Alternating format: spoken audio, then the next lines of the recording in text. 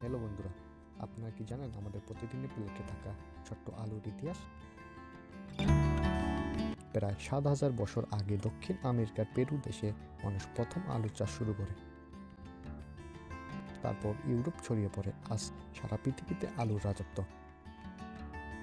বাংলাদেশে আলু এসেছে প্রায় ১৫০ বছর আগে।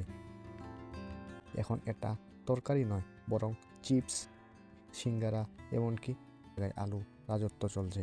তাই বলা যায় যে এই যে ছোট্ট আলু আমাদের পেট ভরে না, শক্তি দেয়, বরং তাই ইতিহাসের জায়গা করে নিয়েছে।